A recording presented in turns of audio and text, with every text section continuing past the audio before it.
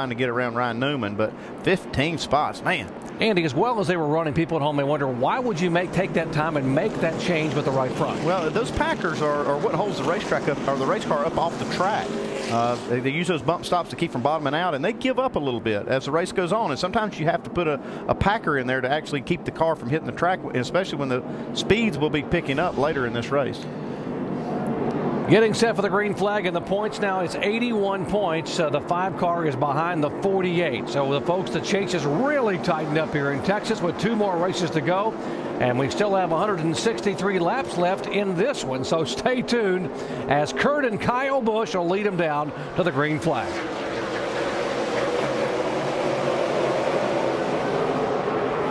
Dale Earnhardt Jr. in 3rd position, having a good run in the 88 car. He has yet to lead a lap today. See, Kurt Busch gets slight advantage off of turn 2 on his brother. Dale Jr. there in 3rd. It looks like the bottom lane was the one of choice right there on that restart. Kyle might think twice about what he chooses on the next one if he gets the lead back. Again, the leader gets lane choice in the double foul restart. Everyone else has to fall in line behind him 2 by 2.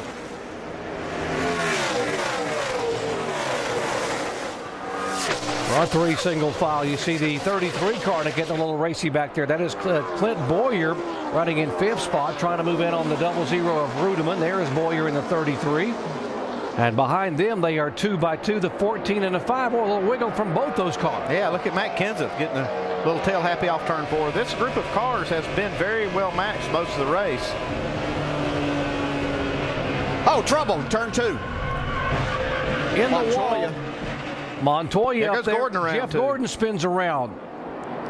And Keselowski into it. Major points implications. Montoya's car back into the wall. Carl Edwards heavily damaged front and rear.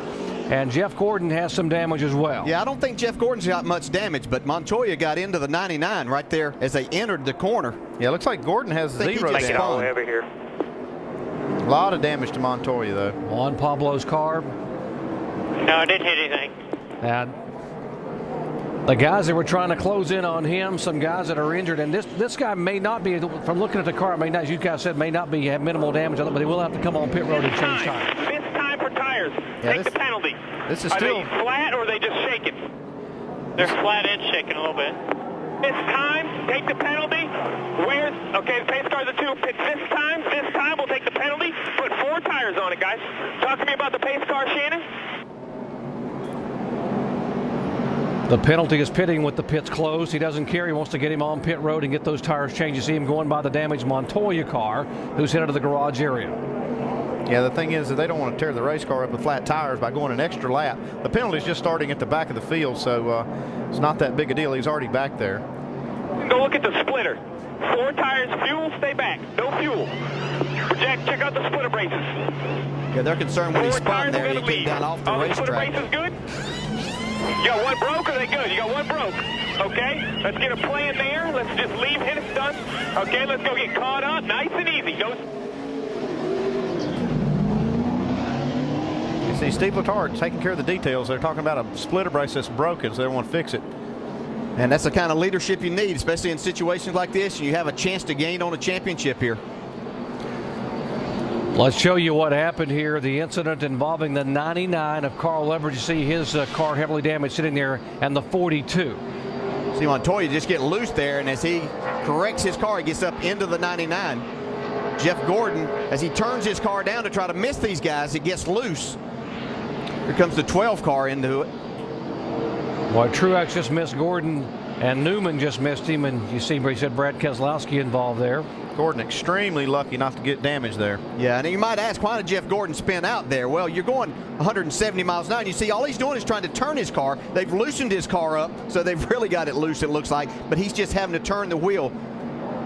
Did a great job. Now Juan Pablo Montoya's onboard camera. Right now.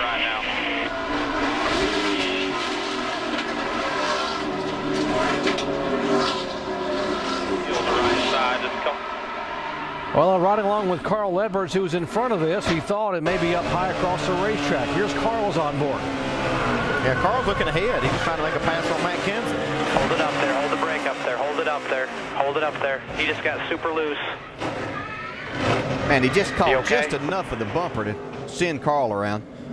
Who, as you said, Andy, was just trying to go around the outside here. Man.